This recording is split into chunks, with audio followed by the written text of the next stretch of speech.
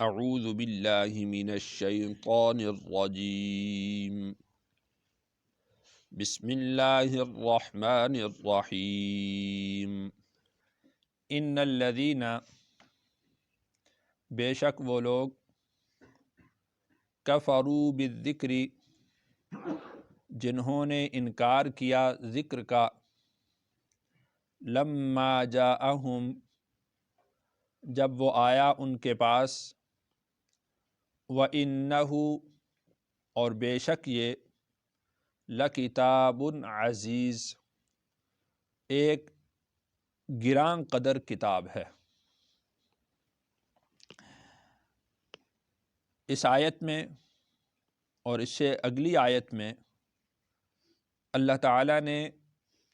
قرآن مجید کے وصف کو بیان فرمایا ہے۔ آگے اللہ نے ارشاد فرمایا کہ لا یأتیہ الباطل نہیں آتا اس کے پاس جھوٹ من بین یدیہ اس کے آگے سے ولا من خلفی اور نہ اس کے پیچھے سے تنزیل یہ نازل کردہ ہے من حکیم حمید حکمت والے تعریف کے سزاوار کی طرف سے۔ اب قرآن کی اہمیت ایک تو اللہ نے اس طرح ارشاد فرمائی کہ وَإِنَّهُ لَكِتَابٌ عزیز یہ ایک گراں قدر کتاب ہے، نادر کتاب ہے، ایک زبردست کتاب ہے، اور پھر اس کے آگے سے پیچھے سے کسی طرف سے بھی اس میں جھوٹ داخل نہیں ہو سکتا، باطل داخل نہیں ہو سکتا۔ مطلب اس کا یہ ہے کہ اس کی حفاظت کا ذمہ اللہ نے لیا ہے۔ انا نحن نزلنا الذکر وانا لہ لحافظون، اس کے آگے سے پیچھے سے دائیں سے بائیں سے کسی طرف سے بھی اس میں جھوٹ داخل نہیں ہو سکتا، اس میں تحریف نہیں ہو سکتی، اس میں تبدیلی نہیں ہو سکتی، اس میں زبان کو ٹیڑھا کر کے پڑھنے سے کوئی اس کے معانی کو تبدیل نہیں کر سکتا۔ اسی وجہ سے اس کے اعراب بھی محفوظ ہیں، الفاظ بھی محفوظ ہیں، اور الفاظ کے مخارج بھی محفوظ ہیں کہ کاف باریک ہے تو اس کو باریک پڑھا جائے گا، اگر قاف موٹا ہے تو اس کو موٹا کر کے پڑھا جائے گا، اس لیے کہ باریک کاف سے اس کا معنی بدل جاتا ہے، موٹے قاف سے اس کا معنی اور ہوتا ہے، تو اس کے مخارج بھی محفوظ کیے گئے ہیں۔ اور اللہ تعالیٰ نے اس کی حفاظت کے لیے ایسے ایسے بندوں کو پیدا کیا کہ جو اس کے زیر و زبر، اس کے وقف، اس کے رموز، اس کے اوقاف، ہر چیز سے مکمل طور پر واقف ہیں۔ یہاں تک کہ اگر شاذ روایت ہے، شاذ آیت ہے، اس کو بھی محفوظ کیا گیا ہے، کس طریقہ پر، کس لہجہ میں، کس انداز میں پڑھا جائے گا، اس کو بھی محفوظ کیا گیا ہے۔ تو لا یأتیہ الباطل من بین یدیہ ولا من خلفہ، اس قرآن میں کسی قسم کی تبدیلی اور تحریف نہیں کی جا سکتی۔ اب ایسی کتاب کہ جو گرامی قدر ہو، گراں قدر ہو، نادر کتاب ہو، جس میں جھوٹ کا دخل نہ ہو، جس کی حفاظت کا ذمہ خود اللہ نے لیا ہو، جس میں باطل کسی طرح سے وہ مرج نہ ہو سکے، اس میں داخل نہ ہو سکے، اب اس کتاب کا انکار وہ محض ایک احمق، نادان، شرارتی، بدطینت ہی کر سکتا ہے، جس کی فطرت سلیم ہے، جس کے دل کا پیالہ درست ہے، وہ اس کتاب کا انکار نہیں کر سکتا۔ اور پھر اس کتاب کی اہمیت مزید اس طرح سے بھی اللہ نے بیان فرمائی کہ تنزیل من حکیم حمید، اس حکمت والے، تعریفوں کے سزاوار کی طرف سے یہ نازل کردہ ہے۔ اس کتاب کی سند اللہ نے بیان کر دی ہے، اس کتاب کا سورس اللہ نے بیان کر دیا ہے کہ یہ کتاب آئی کہاں سے ہے۔ تو اب اس کتاب کا انکار کرنا وہ کوئی عقل مندی اور دانش مندی کی بات نہیں ہے۔ ہاں، جس طرح کہ اس سے پچھلی آیت میں اللہ نے ارشاد فرمایا تھا کہ ان الذین یلحدون فی آیاتنا، کچھ لوگ ایسے ہیں جو اس کتاب میں بھی کجروی اختیار کرتے، تو وہ کجروی ختم ہو ہی نہیں سکتی۔ اللہ نے ارشاد فرمایا ما یقال لک، آپ کو وہی کہا گیا ہے، الا ما قد قیل للرسل من قبلک، کہ جو آپ سے پہلے رسول آئے جو ان کو کہا گیا، جو بات ان کو کہی گئی وہی آپ کو کہی جا رہی ہے۔ پہلے رسولوں کو بھی یہی بات کہی گئی تھی کہ یہ پرانوں کی قصے اور کہانیاں ہیں، اور آپ کو بھی یہی کہا جا رہا ہے کہ یہ پرانوں کے قصے اور کہانیاں ہیں۔ تو جس طرح ان انبیاء علیہم الصلاۃ والسلام نے اللہ کے پیغام کے پہنچانے میں کوئی کسر نہیں چھوڑی، اس طریقے سے آپ بھی اللہ کا پیغام پہنچانے میں کوئی کسر باقی نہ چھوڑیں، اور جس طرح انہوں نے اللہ کے پیغام کو پورا پورا پہنچایا ہے، آپ بھی اللہ کے پیغام کو پورا پورا پہنچا دیں۔ اور جس طریقے سے ان انبیاء علیہم الصلاۃ والسلام کو اللہ کا پیغام پہنچانے میں تکالیف اور مصیبتیں برداشت کرنا پڑی تھیں، آپ بھی اسی طریقے سے برداشت کرتے رہیے۔ جس طرح انہوں نے صبر سے کام لیا تھا، آپ بھی صبر سے کام لیں، تو پھر نتیجتاً ان انبیاء علیہم الصلاۃ والسلام کے بھی کچھ پیروکار ہوئے، آپ کی امت میں بھی آپ کے کچھ پیروکار ہوں گے۔ جس طرح ان میں سے منکرین کی تعداد زیادہ تھی، اس طرح یہاں پر بھی منکرین کی تعداد زیادہ ہوگی۔ پھر اللہ تعالیٰ نے جس طرح ان کو نیست و نابود کیا تھا، ختم کیا تھا، اسی طریقے سے اللہ تعالیٰ آپ کے دشمنوں کو بھی نیست و نابود کر دیں گے، ختم کر دیں گے۔ تو ما یقال لک الا ما قد قیل للرسل من قبلک، تو ان کا طریقہ یہ رہا ہے، تو اللہ کی سنت بھی یہ رہی ہے۔ اگر ان کا طریقہ نہیں بدلا تو پھر اللہ کی سنت بھی نہیں بدلے گی۔ ان ربک لذو مغفرۃ، بے شک تیرا رب بڑی مغفرت والا ہے، بخشش والا ہے۔ یعنی کوئی کسی درجہ کا مجرم ہو، اس کو جب بھی ہدایت مل جائے، وہ جب بھی ہدایت کی طرف آ جائے تو اللہ کی طرف سے اس کو تانا نہیں ملے گا۔ ان ربک لذو مغفرۃ، تیرا رب مغفرت والا ہے۔ ہاں، دوسری بات بھی ذہن میں رکھیے کہ وذو عقاب علیم، اور دردناک عذاب دینے والا ہے۔ مطلب اس کا یہ ہے کہ جو ہدایت کو قبول نہیں کرتا، اس گمراہی پر مرتا ہے، تو پھر اس کو سزا دینا بھی اس کے اختیار میں ہے، وہ بڑی سخت سزا دینے والا ہے۔ تو جس طرح میں نے عرض کیا کہ اللہ نے ارشاد فرمایا ان الذین یلحدون فی آیاتنا، اتنی زبردست کتاب، اتنی حکمت بھری کتاب کے اندر بھی وہ شبہات نکالتے ہیں۔ اب ان کے پاس اور کوئی جواب نہ نکلا تو انہوں نے یہ کہہ دیا وَلَوْ جَعَلْنَاهُ قُرْآنًا أَعْجَمِيًّا، یہ کہنا انہوں نے شروع کر دیا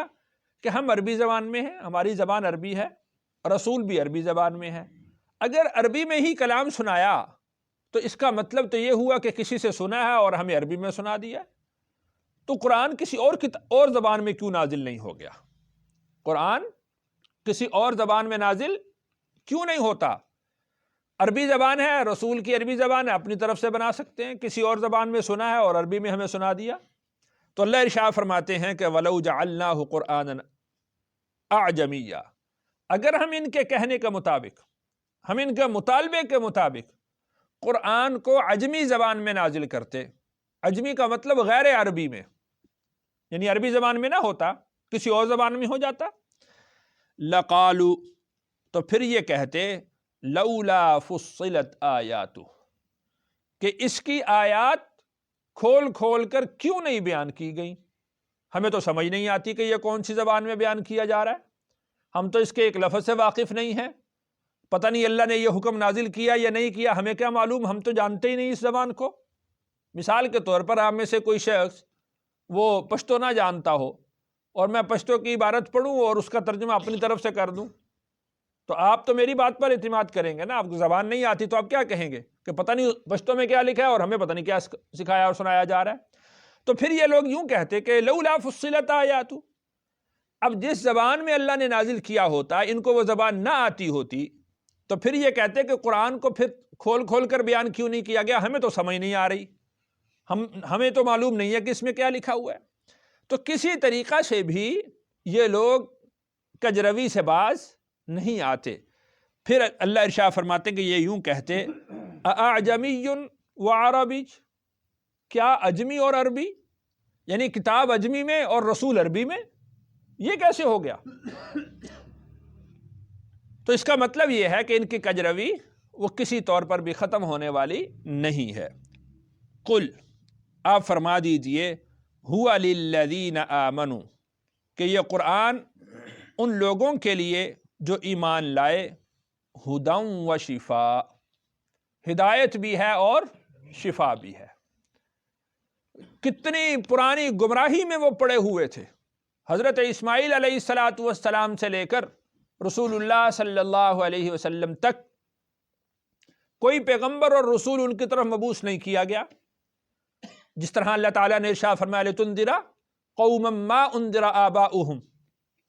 کہ ان کے آباء و اجداد میں کوئی رسول نہیں آیا، ان کو کوئی ڈرانے والا نہیں آیا۔ کتنی پرانی گمراہی میں ہے، تو جتنی بھی پرانی گمراہی ہو تو قرآن اس گمراہی سے اس کو نکال لاتا ہے۔ قل هو للذین آمنوا ہدی، آپ فرما دیجئے کہ یہ قرآن ان لوگوں کے لیے ہدایت ہے جو ایمان لانے والے۔ اور دل کے روگ، دل کی بیماریاں وہ کیسی کیسی ان کے دلوں میں جو ہے وہ پیدا ہو چکی تھی، و شفا، قرآن ان تمام روگوں سے، ان تمام بیماریوں سے ان کو نکال لیتا ہے۔ لیکن یہ قرآن ان کے لیے ہدایت اور شفا ہے۔ قل هو للذین آمنوا، جو لوگ ایمان لاتے ہیں، اس کو تسلیم کرتے ہیں، اس پر یقین رکھتے ہیں اور اس سے ہدایت اور شفا کو حاصل کرتے ہیں، قرآن ان کے لیے ہدایت ہے اور قرآن ان کے لیے شفا ہے۔ اور جو لوگ کجروی اختیار کرتے ہیں، والذین لا یؤمنون، جو لوگ ایمان نہیں رکھتے، کجروی اختیار کرتے ہیں، اللہ ارشاد فرماتے ہیں فی آذانہم وقر، ان کے کانوں کے اوپر ڈانٹ رکھ دیے ہیں، بوجھ رکھ دیا ہے، وزن رکھ دیا گیا ہے۔ اب اگر کان کے اوپر ڈانٹ ہوں، بوجھ رکھ دیا جائے، کوئی قرآن کو سن سکتا ہے؟ تو گویا کہ وہ قرآن کو سن ہی نہیں سکتے۔ وَهُوَ عَلَيْهِمْ عَمَى، اور وہ ان پر اندھا ہے، یعنی ان کی آنکھوں، جیسا کہ اللہ نے ارشاد بھی فرمایا ختم اللہ علی قلوبہم وعلی سمعہم وعلی ابصارہم غشاوہ، ان کی آنکھوں پر پردہ ہے۔ تو یہ اندھیرے میں پڑے ہوئے ہیں، ان کی آنکھیں بند ہو گئی ہیں، ان کے کان بند کر دیے گئے ہیں، ان کے کانوں پر بوجھ ڈال دیا گیا ہے، نہ یہ قرآن کو دیکھ سکتے ہیں، نہ اس کے جو معجزات ہیں اس کو دیکھ سکتے ہیں، اور نہ ہی یہ قرآن کو سن کر اس سے ہدایت حاصل کر سکتے ہیں، اور نہ ہی اپنے دلوں کی بیماریاں اور روگ ختم کر سکتے ہیں۔ اولئک ینادون، اور یہ پکارے جاتے ہیں، من مکان بعید، دور کی جگہ سے۔ دیکھیں کہ اگر کوئی شخص کسی کو دور کی جگہ سے پکارے، ایک تو یہ کہ اس کی آواز ہی اس تک نہیں پہنچے گی، اب اس میں اس پکارنے والے کا قصور نہیں ہے، اس کا قصور ہے کہ یہ اس کے قریب کیوں نہیں گیا۔ اور اگر بالفرض آواز سنائی بھی دے تو اس کا مطلب پورا سمجھ میں نہیں آتا۔ تو یہ قرآن سے اتنی دوری میں چلے گئے ہیں کہ یا تو قرآن کی جو فصاحت ہے، بلاغت ہے، قرآن کے انوار اور برکات ہیں، وہ یا تو ان تک پہنچ ہی نہیں سکتے، اور یا یہ ہے کہ اگر ان تک پہنچیں اور قرآن کے احکام ان تک پہنچیں تو ان کو اس کا مطلب پوری طرح سمجھ میں نہیں آتا۔ اولئک ینادون من مکان بعید، یہ پکارے جاتے ہیں بہت دور کی جگہ سے۔ آگے اللہ تعالیٰ نے موسیٰ علیہ السلام کا ذکر فرمایا، وَلَقَدْ آتَيْنَا مُوسَى الْكِتَابَ، اور ہم نے عطا کی موسیٰ کو کتاب، فَاخْتُلِفَ فِيهِ، پھر اس میں اختلاف کیا گیا۔ اس کے بارے میں بھی لوگ شکوک اور شبہات میں مبتلا ہو گئے، جیسا کہ لوگ قرآن کے بارے میں شکوک و شبہات میں مبتلا ہو رہے ہیں۔ یعنی جو پہلے لوگوں کا طریقہ رہا ہے اس میں کسی قسم کی کوئی تبدیلی واقع نہیں ہوئی۔ وَلَوْلَا كَلِمَةٌ، اگر نہ ہوتی کوئی بات، سبقت من ربک، جو گزر چکی تیرے رب کی طرف سے، وہ مہلت والی بات ہے کہ اللہ تعالیٰ چاہتے ہیں کہ اس دنیا کے نظام کو چلائیں،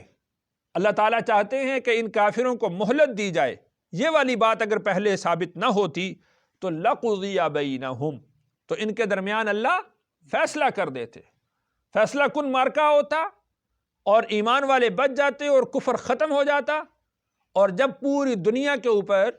یہ کیفیت ہو جائے کہ کوئی کافر نہ ہو تو پھر اللہ تعالیٰ ایمان کے بعد دوبارہ آہستہ آہستہ آہستہ آہستہ کفر کی طرف لوگوں کو لے کر آئیں گے، اور پھر کفر جب ختم ہو جائے گا، ایمان ختم ہو جائے گا، ہر طرف کفر پھیل جائے گا، اس کے بعد دنیا کا نظام ہی ختم ہو جائے گا۔ لیکن لَقُضِیَ بَیْنَهُمْ، اللہ تعالیٰ نے ایک فیصلہ کیا ہے کہ اس دنیا کے نظام کو چلتا رہنے دیں، تو ابھی وہ چل رہا ہے۔ وَإِنَّهُمْ، اور یہ ہیں کہ لفی شکم، ایک شک میں پڑے ہوئے ہیں، منہ، اس سے، مریب، تردد میں ڈالنے والے، یعنی ایسے شک میں پڑے ہوئے ہیں کہ جو ان کو چین سے نہیں بیٹھنے دیتا، ایسے شک میں پڑے ہوئے ہیں جو ان کو یقین کی طرف آنے نہیں دیتا، ایسے شک میں پڑے ہوئے ہیں کہ جو ان کو ہدایت کے قریب ہونے نہیں دیتا۔ من عمل صالحا، آگے اللہ نے ارشاد فرمایا کہ جو شخص عمل کرے اچھے، فلنفسی، اپنی ذات کے لیے، کسی کے اچھے عمل کا بدلہ دوسرے کو نہیں دیا جائے گا۔ جو شخص اعمال صالحہ اختیار کرتا ہے تو وہ اپنے فائدہ کے لیے اختیار کرتا ہے۔ ومن اساء فعلیہا، اور جو عمل کرے برے تو اس کا وبال اسی پر ہے۔ یعنی ایسا نہیں ہے کہ کسی کی نیکی ہو اٹھا کر کسی کو دے دی جائے، یا کسی کا گناہ ہو اور وہ گناہ کسی دوسرے کے سر کر دیا جائے، ایسا نہیں ہوگا۔ وما ربک بظلام للعبید، وما ربک، اور نہیں ہے تیرا رب، بظلام، ظلم کرنے والا، للعبید، اپنے بندوں پر۔ یعنی یہ ظلم ہے کہ اگر کسی کی نیکی ہو اس کی نیکی درج نہ کی جائے، اور اگر کسی نے گناہ کیا ہے تو گناہ 2 گنا ہو جائے، ایسا نہیں ہوتا۔ بلکہ یہاں پر تو رحم ہے، یہاں پر تو کرم ہے، نیکی ہے اس کو 10 گنا کیا جاتا ہے، اور اگر گناہ ہے تو وہ گناہ اکیلا ہی رہتا ہے۔ اب اتنا بڑا پیکج وہ اللہ کی طرف سے انسانوں کو ملتا ہے کہ ایک نیکی کے بدلے میں 10 نیکیاں لکھی جاتی ہیں، اور گناہ کے بدلے میں صرف 1 گناہ لکھا جاتا ہے۔ اور پھر اس پر مزید یہ، اگر کوئی شخص نیکی کا ارادہ کرتا ہے تو نیکی کے ارادے پر ہی اس کو نیکی دے دی جاتی ہے، اور اگر کوئی شخص گناہ کا ارادہ کرتا ہے تو اس کا گناہ درج نہیں ہوتا۔ پھر نیکی کر لے تو 10 گنا، اور گناہ کر لے تو صرف 1۔ تو وما ربک بظلام للعبید، تیرا رب اپنے بندوں پر ظلم نہیں کرتا، بلکہ وہ تو رحم ہی رحم کرتا ہے، رحمت کے دریا بہاتا ہے۔ اب اس کے باوجود بھی اگر کوئی شخص اس رحیم اور کریم کی طرف نہ بڑھے تو اس میں کس کا خسارہ ہے؟ سوائے اپنے اور کسی کا خسارہ نہیں ہے۔